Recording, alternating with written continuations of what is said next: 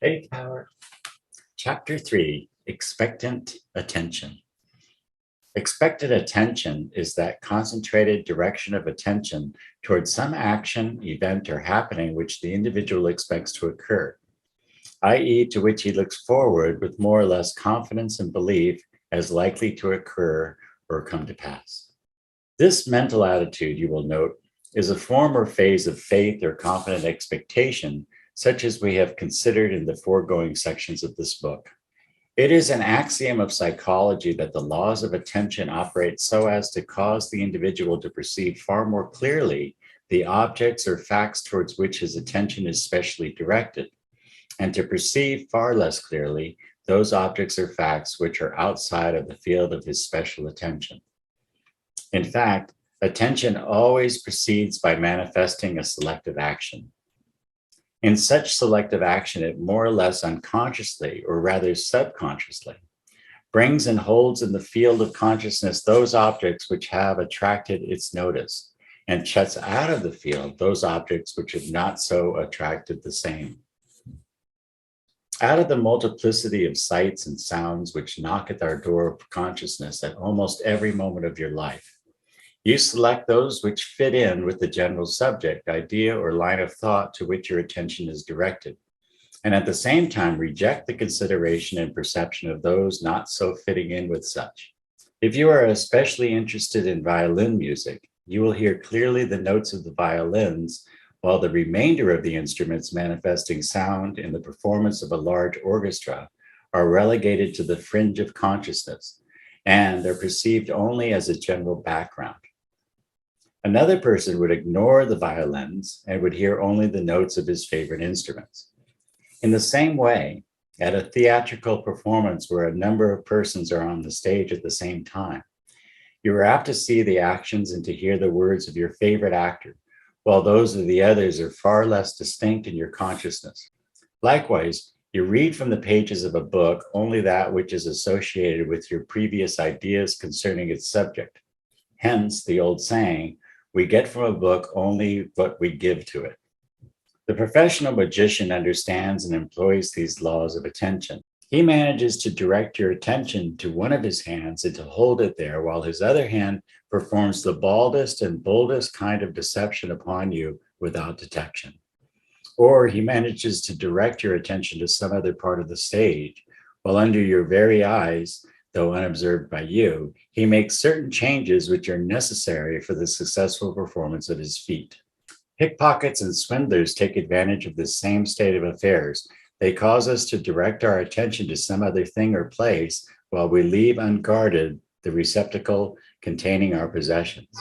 We are all keenly awake to that to which our intellectual attention is directed, while we are all more or less asleep concerning the things from which such attention is diverted. This rule applies not only to your perception of objects through your senses, but also to your thoughts concerning any subject. You may imagine that you are exercising your reasoning powers judiciously, impartially, and without bias, but in most cases, you are considering only the facts, data, and arguments which are in accord with your preconceived notions, beliefs, and prejudices in the matter. You tend to see only that one particular side of the question, that one set of facts, that one line of argument, the opposite aspect or phase being practically ignored by you. Or even if you are particularly careful not to fall into this error, you at least tend to overemphasize the favorite set of facts or arguments and to underemphasize the other and opposed group. Moreover, once having made up your mind concerning a subject, you fall into the habit of unconsciously or subconsciously selecting from your world of experience those facts and data which serve to corroborate your own belief and those which serve to controvert the opposite belief. You find on all sides facts, data, and arguments sustaining your position and overturning the opposite contention. You tend to become blind to undesired and unwelcome facts, data, and arguments, though you may not realize this unless you are especially watchful over your mental processes. From the same experience, however, you would gather a similar array of desired evidence on the other side, where you committed to the views of that side of the case. When we say you, we mean all of us as well. Our subconscious minds are strong partisans. They eagerly search for and select the desired objects of thought and determinedly shut the door to the opposite class of objects. The axiom of psychology, attention follows interest, is exemplified by common experience. We tend to perceive that in which we are especially interested. We tend to perceive that in which we are especially interested and to ignore that which is uninteresting. The man interested in trees perceives a world of facts while walking through a park, which facts are totally unperceived by the average man. The man interested in stone arrowheads finds them in walking through a field, though others pass them by unobserved. As John Burroughs has told us, the man with the walking fern in mind finds walking fern in every bit of the woods, while the rest of us are not aware of its presence there. In short, all of us tend to perceive in the outside world that which corresponds with what already exists in our inner mental world. You yourself have often experienced the operation of this law of the mind when once you have become interested in some new subject, idea, or set of facts. While up to that time, you have never observed any special facts or data connected with that which has become your object or interest. Now you will have come to the conclusion that the whole world is apparently becoming aroused to an interest in that particular subject, just as you have been. You will feel this to be so because now every newspaper, magazine, or book which you pick up seems to contain special references to that subject and items of interest concerning it. Likewise, you will hear the subject discussed in the trains and streetcars and the clubs and wherever a number of persons meet and enter into conversation. On every hand, you find something which fits into this subject of your new interest. But the fact is that the change is not in the outside world, it is in yourself. That which is within your mind is seeking for and finding that in the outside world which agrees and harmonizes with itself. Another person not so interested, or even you yourself, were you not so interested, would be almost, if not indeed totally unaware of these same interests on the part of others, even in the same places, conditions, and surroundings. A new object of interest on your part acts like a pair of colored spectacles. You see the outside world of things and happenings tinted in harmony with your glasses. Technically stated, your attention follows your interest, and in so doing, it manifests its characteristics, selective power. The application of the mental laws just called to your attention is quite important in view of their practical effects upon your everyday life. By reason of these laws, the degree of your success in any particular line of work depends materially upon the degree of interest which is aroused in you concerning such work. If your interest is keen, then you will perceive and discover on all sides in every day of your life certain facts, data, and other things which will serve the purposes of that work. You will find yourself dwelling in a world surrounded by such facts. If, on the contrary, you manifest little or no interest in your work, but perform the same almost mechanically, then this world of helpful things, ideas, and facts will not exist for you. You will dwell in another world. There will be nothing in you to call out of the outer world that which is in harmony with itself. The above mentioned psychological laws and their effects may be stated briefly as follows. Number one, you perceive only that toward which your attention is attracted and directed, and only in the degree to which that attention is so called forth. Number two, attention follows interest and is called forth by it only in a direct ratio to the degree of that interest. Therefore, you perceive only that in which you are to some degree interested, and only according to the measure of the degree of interest manifested. Number three, your world of perceptive experience is created by your interested attention, by reason of the fact that such interested attention selects from the outside world such facts as are in agreement with its inner states and rejects those facts which are opposed to such. Number four, the same state of affairs is manifested in your mental world of memory, recollection, and selection of ideas. You select and perceive those which accord with your interest and reject the opposite class.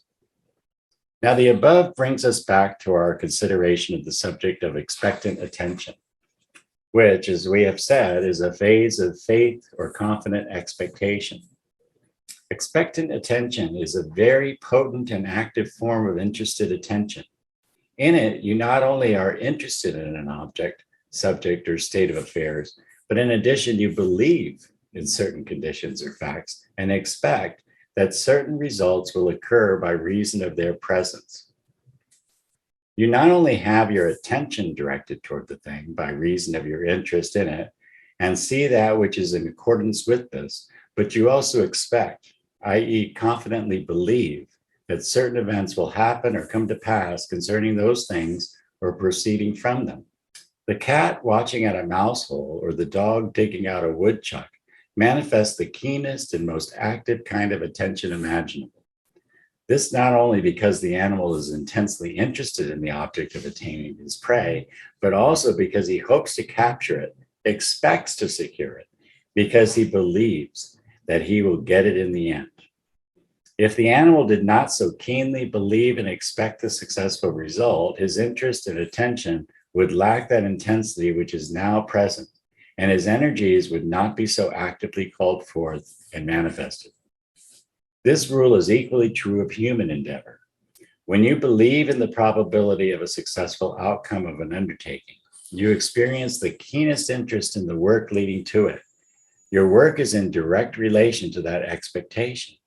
If, on the contrary, you entertain grave doubts of the efficacy of your efforts and work, your energies will slacken, your interest will abate, and your attention will relax. And as a consequence, your work will become less effective. Again, if you not only doubt and question the successful outcome, but also go so far as to actually believe that the effort will result in failure, then your interest will become dead, your attention weak, and your work of the poorest and most ineffective quality.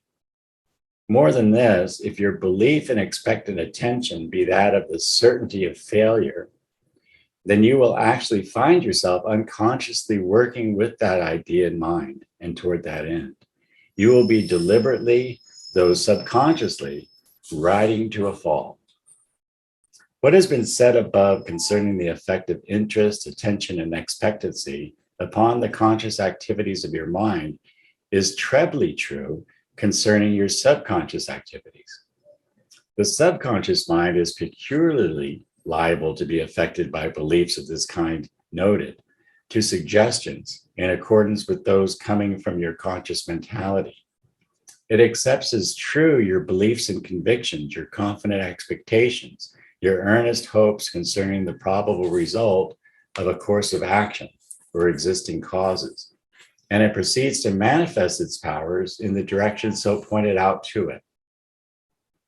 Accordingly, it blinds the attention to facts, ideas, and conditions running contrary to your beliefs and expectations, and it renders keen your powers of perception of those facts, ideas, and conditions which agree with your beliefs and expectations. The subconscious mentality is very active. It works even while you sleep and while you are thinking of other things. And though in the first place it is influenced greatly by your conscious thoughts and beliefs, it eventually acquires control over the latter to a marked degree.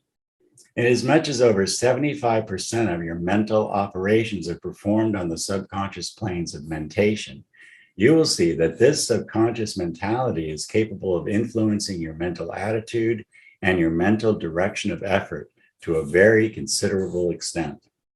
Accordingly, you will realize how important it is to have your beliefs and expectant attention under control and to have them working in the right direction.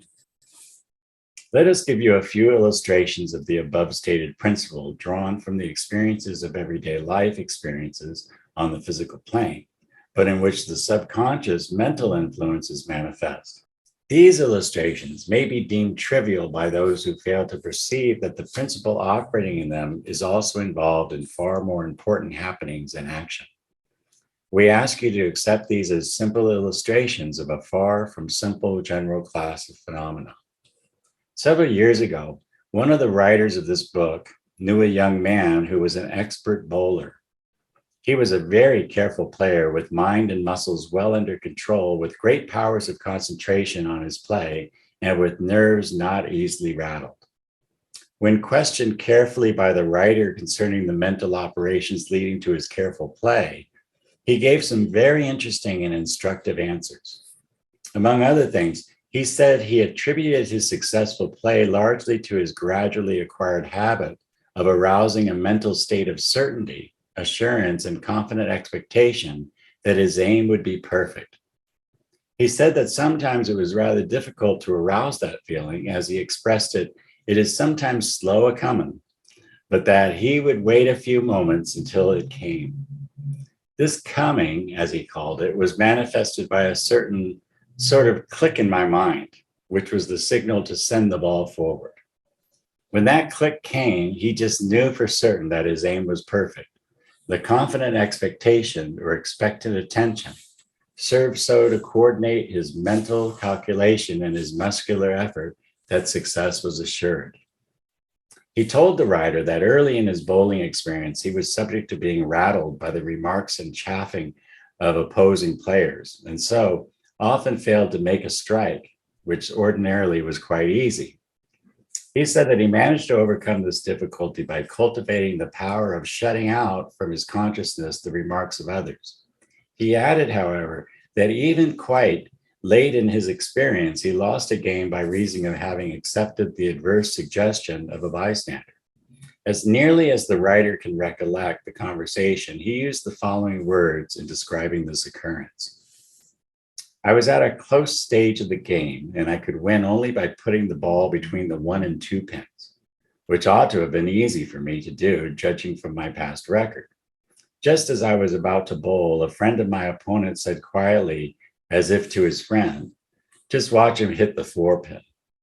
Somehow or some way, there crept into my mind the idea that I was going to hit the 4 pin, which was about the worst thing I could do just then.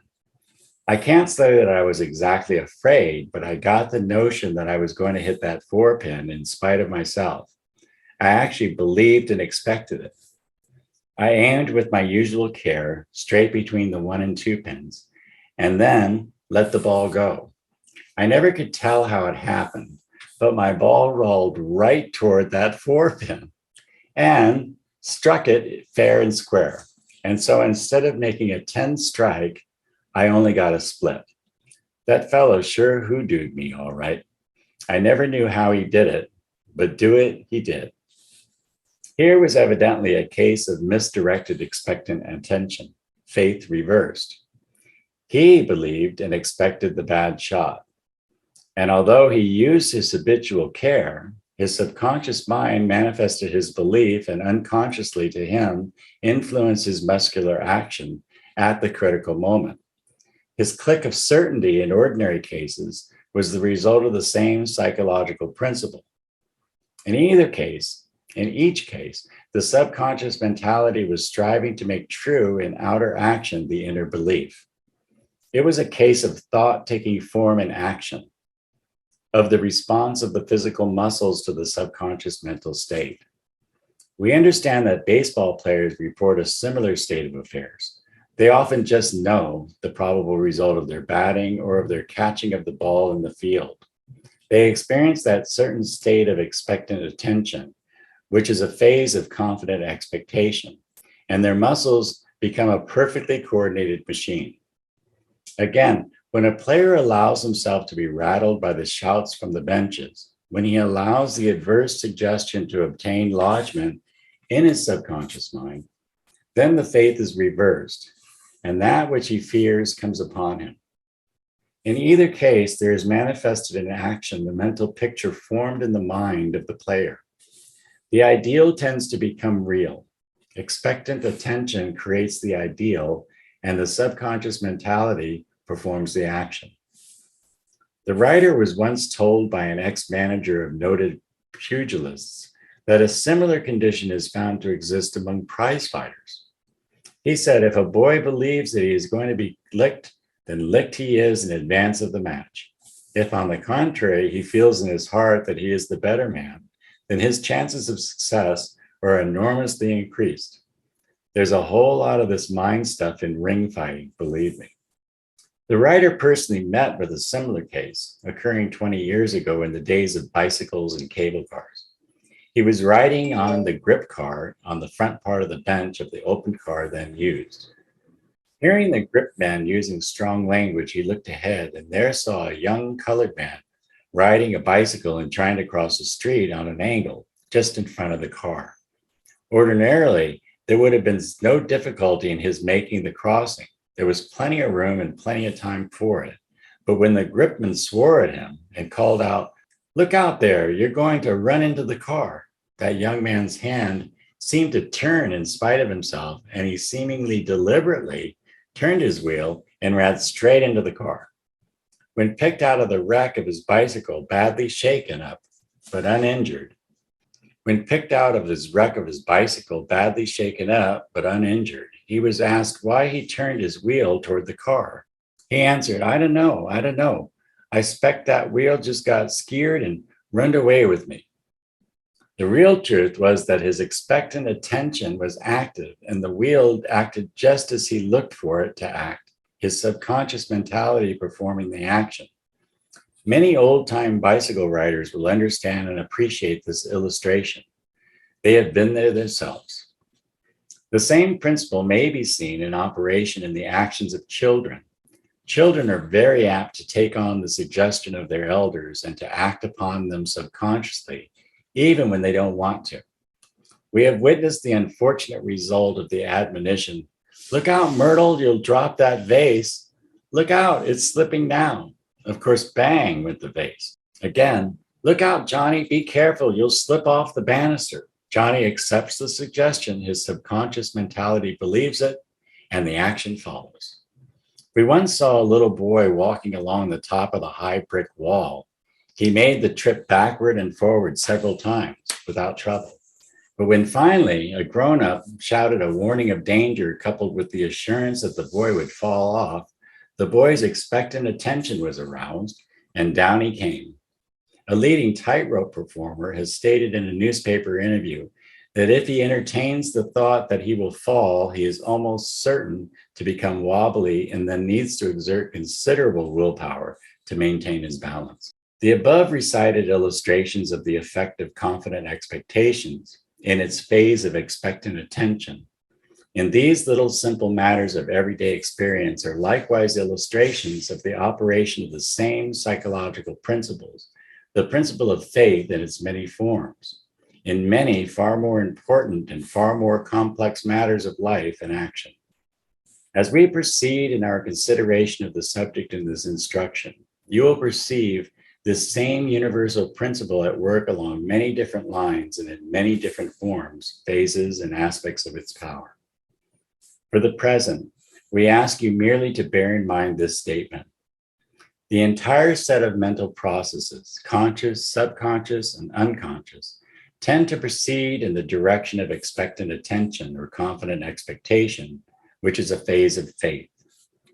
The mind, consciously, subconsciously, or unconsciously, strives to build around itself a world corresponding to its beliefs and to act along the lines of its beliefs, even when such a world or such actions are not desired. Hope and fear, when expressions of confident expectation or expectant attention, are potent motive powers, particularly along subconscious lines of mentation.